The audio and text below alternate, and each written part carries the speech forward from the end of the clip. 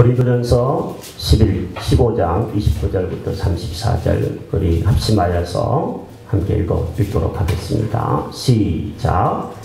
만일 죽은 자들이 도무지 살아나지 못하면 죽은 자들을 위하여 세례를 받는 자들이 무엇을 하겠느냐?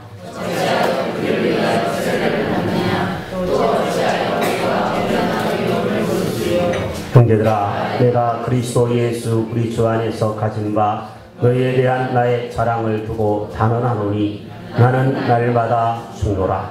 내가 사람의 방법으로 에베소에서 맹수와 더불어 싸웠다면 내게 무슨 유익이 있으리요? 죽은 자가 다시 살아나지 못한다면 내일 죽을 터이니 먹고 마시자 하리라. 속지 말라. 악한 동무들은 선한 행실을 더럽히나니 깨어 의를 행하고 죄를 짓지 말라. 하나님을 알지 못하는 자가 있기로 내가 너희를 부끄럽게 하기 위하여 말하노라. 아멘.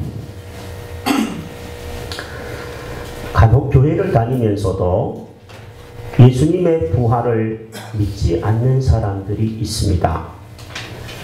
지금부터 2000여 년 전에 고린도 교회에도 교회는 다니고 있지만 그런 성도가 있었습니다. 고린도전서 15장 12절을 읽어보면 너희 중에서 어떤 사람들은 어찌하여 죽은 자 가운데에서 부활이 없다 하느냐, 이렇게 바울이 이야기하고 있기 때문입니다. 바울은 교회를 다니면서도 부활을 믿지 않는 사람들을 위해서 고린도전서 15장 전체를 썼습니다. 우리는 2000년 전에 사망의 권세를 깨뜨리시고 부활하신 예수님을 이 가운데는 믿는 사람들이 대부분일 것입니다. 예수의 부활은 다른 사람들의 부활과는 다릅니다. 성경에도 보면 예수님이 죽어가던 사람을 살린 경우도 있고 죽었던 사람을 살린 예도 있습니다. 나사로를 살리고 나인성의 과부의 아들을 살립니다. 하지만 그들은 또다시 죽었습니다. 그렇지만 예수님의 부활은 계속 죽음이 없는 영원한 생명으로의 부활입니다. 그러므로 예수님의 부활은 잠자는 자들의 첫 열매가 되신다라고 성경이 표현을 하고 있습니다. 전체를 대표하는 것이 첫 번째 열매입니다. 11조가 수입을 대표하고 주일을 성수하는 것이 일주일의 삶을 대표하는 것과 비슷한 이치입니다. 2000년 전 예수님이 부활을 하셨다면 분명히 예수 안에 있는 모든 성도들은 죽음 이후에 부활을 만날 수 있게 될 것입니다. 우리의 육체의 부활은 먼 장래의 일이겠지만 2000년 전 예수님의 부활 사건을 생각할 때 우리의 먼 장래의 부활은 확실한 것입니다. 만약이지만 부활이 없다면 어떻게 될까요? 오늘 본문은 부활이 없다면 어떻게 되는지, 과연 부활이 없다면 오늘날 현실은 어떻게 되는지에 대한 이야기를 쓰고 있습니다. 본문에 보면 부활이 없다면 먼저 세례는 아무 소용이 없다라고 바울이 우리에게 가르쳐주고 있습니다. 29절 말씀입니다. 만일 죽은 자들이 도무지 살아나지 못하면 죽은 자들을 위하여 세례를 받는 자들이 무엇을 하겠느냐? 어찌하여 그들을 위하여 세례를 받느냐? 세례에 대한 이야기를 쓰고 있습니다. 이 본문을 읽어보면 당시 고린도 교회에는요, 이상한 세례를 받는 사람들까지 있었습니다. 세례를 얼마나 소중하게 여겼으면 죽은 사람들 중에 세례를 받지 않고 죽는 사람들이 간혹 있죠. 전쟁으로 죽거나 갑자기 사고로 죽거나 세례를 받지 않고 죽는 사람들을 일컬어서 그들을 생각하며 그들의 이름으로 대신 세례를 받는 성도들까지 당시에 있었던 것으로 보입니다.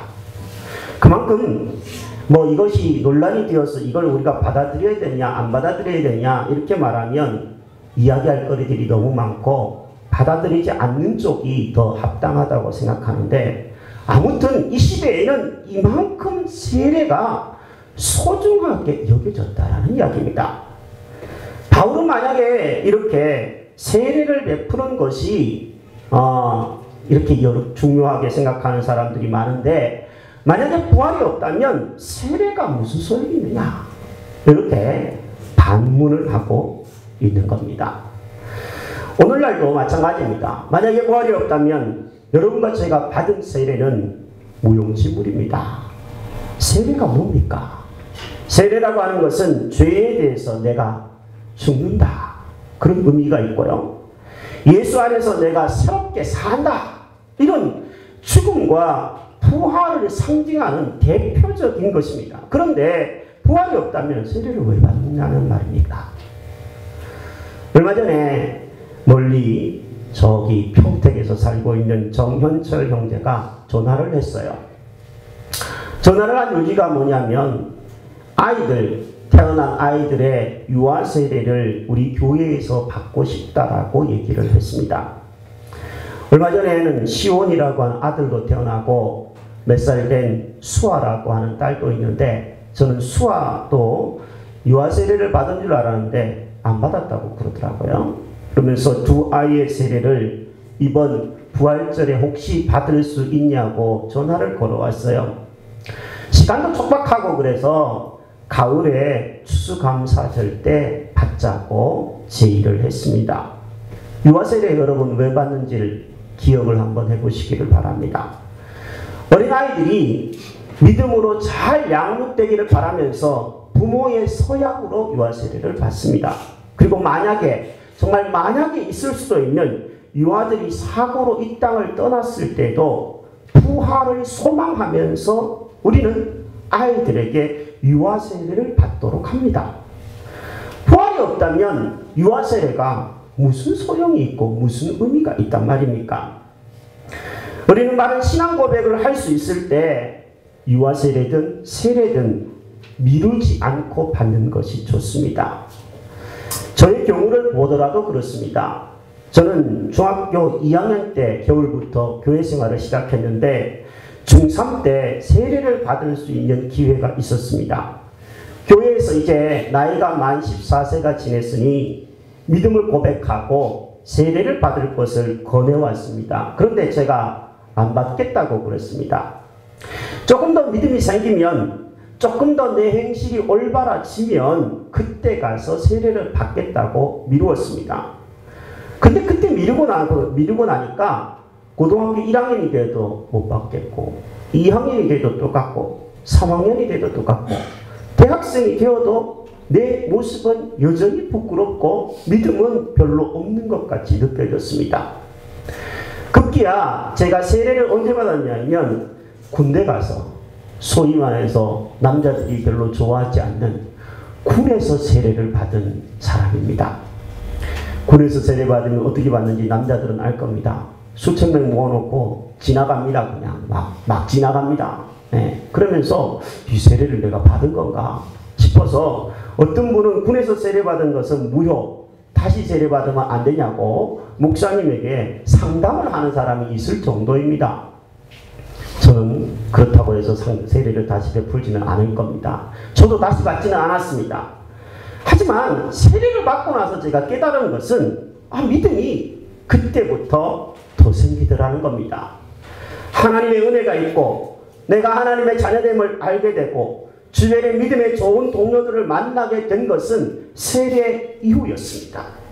그렇습니다. 세례를 받으면 은혜가 있습니다. 믿음의 확신도 하나님이 교육 중에 허락하시고 성령께서 역사하시는 줄로 믿습니다. 무엇보다도 세례는 예수님께서 우리에게 명령하신 명령입니다. 마태복음 28장 19절 말씀해 보니까 그러므로 너희는 모든 민족으로 제자를 삼아 아버지와 아들과 성령의 이름으로 세례를 베풀라고 명령하셨습니다. 세례를 받을 때면, 때가 되었다면 여러분 신앙을 고백하고 세례를 받으시는 것이 좋은 줄로 압니다. 세례라고 하는 것은 주님께서 명령하신 죽음과 부활에 대한 강력한 시청각 교육입니다. 만약에 부활이 없다면 세례도 소용없고 기독교의 모든 교리도 거짓말이며 교회는 다 거짓의 공동체일 뿐입니다. 그런데 오늘날 어떻습니까? 세례를 받고 새로운 인생을 사는 사람들이 점점 더 늘어나고 있다는 사실은 부활이 존재한다는 사실입니다. 두 번째로 부활이 없다면 이 본문은 날마다 죽는 것이 아무 소용이 없다고 우리에게 가르쳐주고 있습니다. 30절과 32절까지의 상반절까지 한번 말씀을 같이 한번 읽어봅시다. 또 어찌하여 우리가 언제나 위험을 무릅쓰리요. 형제들아, 내가 그리스도 예수 우리 주 안에서 가진 바 너희에 대한 나의 자랑을 두고 단언하노니 나는 날마다 죽노라. 내가 사람의 방법으로 에베소에서 맹수와 더불어 싸웠다면 내게 무슨 유익이 있으리요. 아멘. 사도 바울은 복음을 전하면서 수많은 위협을 만나야만 됐습니다. 고린도후서의 11장 23절부터의 말씀에 보면 이 바울이 얼마나 많은 고생을 했는지에 대해서 쓰고 있습니다. 내가 수고를 넘치도록 하여 옥에 갇히기도 더 많이 하고 매도 수없이 맞고 여러 번 죽을 뻔하였으니 유대인들에게 40에서 하나 감한매를 5번 맞았으며 3번 태장으로 맞았고 1번 돌로 맞았고 3번 파선하였고 일주야를 깊은 바다에서 지냈으며 여러 번 여행하면서 강의 위협과 강도의 위협과 동족의 위협과 이방인의 위협과 시내의 위협과 광야의 위협과 바다의 위협과 거짓 형제 중의 위협을 당하고 또 수고하며 애쓰고 여러 번 차지 못하고 줄이며 목마르고 여러 번 굶고 춥고 헐벗었다고 자신의 고생을 써놓고 있습니다. 사도 바울이 왜 이렇게 위험을 감수하면서 예수님을 전한 것입니까? 그는 부활 이후 천국에서 더 나은 자신의 삶을 기다리고 확신했기 때문에 이렇게 고생스러운 길들이지만 걸어가면서 인내했던 겁니다. 바울은 부활이 없다면 이렇게 하지 않았을 것입니다. 바울만 그렇습니까? 예수님의 제자들을 보면 모두 다 고난 가운데에 순교할 뿐만 아니라 고생길을 마다하지 않으면서 복음을 전했습니다. 부활이 없었다면 고난과 순교는 아무런 의미가 없게 되는 겁니다. 그 정말 불쌍한 사람들이 되는 것이죠. 오늘날도 마찬가지입니다. 오늘날도 여러 사람들이 부활의 증인이 되어서 살다가 고생하며 때로는 지금도 순교하는 사람들이 많이 있습니다. 제가 이번 주간, 지난 주간이죠. 고난주간이라서 책을 한 권 손에 잡고 이야기책인데 읽기 시작했습니다. 제목은 십자가의 증인들이라는 책이었습니다. 거기 한 챕터를 읽는데 이런 이야기가 실화 이야기가 써 있더라고요. 제가 71년생인데 70년대쯤에 있었던 구소련에서 있었던 이야기입니다. 구소련은 기독교인에 대한 강력한 핍박이 당시에 있었습니다. 공산당원들은요, 젊고 힘있고 건장한 청년들을 동원해서 예배를 드리는 은밀하게 비밀 집회를 열고 있는 우리같이 이렇게 예배 드리는 공간에 급습하여서 사람을 때리고 얼굴을 정면으로 때려서 코뼈를 무너뜨리는 것은 일도 아니고요. 책을 읽어보니까 공공으로 머리를 때려서 사람을 죽게 하는 사례들도 있었고 더 수치스러운 것은 여성들의 옷을 벗기고 희롱하는 일들까지 당시에 너무나 많이 있었다고 합니다. 이런 일을 앞서서 행했던 한 청년이 있었습니다. 세르기 코르다코프. 이름이 참 어려워서 그냥 써가지고 왔는데 세르기라고 하는 청년입니다. 이 세르기라고 하는 청년들은 다른 청년들과 함께 예배 장소를 급습했습니다. 그런데 거기에서 예쁜 10대의 소녀를 만나게 됩니다. 이름은 나타샤입니다. 이 나타샤를 바라보면서 처음에 이 청년은 그냥 예쁜 소녀다 이 정도만 생각을 했습니다. 같이 간 동료가 이 소녀를 넓적 들어 올려서 벽에다가 내던졌습니다. 이 소녀는 젊어서 그런지 크게 다치지는 않았다고 합니다. 강력하게 훈계하면서 그 소녀를 돌려보냅니다. 다시는 예배에 집회에 참여하지 말 것을 경고하고 보냈습니다. 며칠 후에 한 예배 장소를 급습했는데 여전히 그 나타샤가 거기에 있었습니다. 세르기는 이번에는 자기가 본때를 보여줘야 될 차례라고 생각하면서 옷을 벗겼습니다. 그리고 맨손 바닥으로 그 나타샤의 등짝을 사정없이 내리쳤다고 합니다. 등짝이 허물어지고 피투성이가 될 정도로 때리고 나서 또다시 잡힌다면, 또다시 비밀 집회에 참여한다면 그 다음에는 어떻게 될지 모르겠다고 강력하게 경고를 하고 돌려보냈다고 합니다. 일주일 후에 세 번째 다른 곳에 비밀 집회 장소에 갔습니다. 사람들을 잡아가지고 왔는데 나타샤가 또 있는 겁니다. 세르기는 치를 떨면서 속으로 생각했습니다. 나타샤에게는 내가 가지고 있지 않은 무엇인가가 있구나. 속으로 두려움이 찾아오기 시작했다고 합니다. 그러다가 우연히 이 사람들이, 기독교인들이 가지고 다니는 성경책을 불태우는 임무를 맡게 되는데, 그 불태우는 중에 한쪽의 성경 몇 표지를 집에 가지고 와서 읽다가 그는 회개하게 되어집니다. 다시는 그 비밀 집회에 참가하여서 예배드리는 사람들을 붙잡아 오는 일을 하지 않게 되고 소련을 탈출해야 되겠다 마음을 결심하고 소련을 탈출해서 카나다에 가서 신앙생활을 하면서 그가 자신의 이야기를 책으로 썼습니다. 그 책 제목이 나는 핍박자였다 라는 책입니다. 이것은 이 사람이 실제로 공산당원의 앞잡이가 되어서 기독교인들을 박해하고 때리고 사망케 한 그런 일들에 가담했던 실화입니다. 여러분, 나타샤는 고통 중에서도 부활의 소망을 가졌기 때문에 믿음 생활을 포기하지 않았던 사람입니다. 제가 아는 선교사님이 한 분 계십니다. 터키에서 선교를 하십니다. 여러분, 터키가 어떤 나라인지 아시죠? 텔레비전만 틀면 터키에는 지진이 일어났다, 폭탄 테러 일어났다, 내전이 일어났다, 뭐 전쟁이 끊임없는 나라입니다. 그런데 그 나라에서 여성의 몸으로, 더더군다나 남편도 없는 미혼이에요. 50이 넘었는데 혼자서 사역을 합니다. 부활이 없다면 무슨 고생입니까? 결혼도 안 하고 말이죠. 그러나 그들은 부활이 있다는 것을 믿기 때문에, 그 소망을 가지고 있는 사람들이기 때문에 등짝을 맞아도 희롱을 당해도 혼자서 그렇게 외국에 나가서 고생하면서도 그것이 고생이 아니라 의미가 있고 가치가 있는 인생이라는 것들을 믿고 오늘도 그렇게 그들은 신앙생활을 하며 복음을 전하고 있습니다. 죽은 후에 부활이 없다면 다른 믿음으로 살면서 만나는 우리의 고생도 다 해석할 수가 없습니다. 여러분, 왜 우리의 인생에 가난이 있고 질병이 있고 위협이 있고 사고가 있는지 다 압니까? 억울한 일들 어떻게 다 이 세상에서 풀 수 있겠습니까?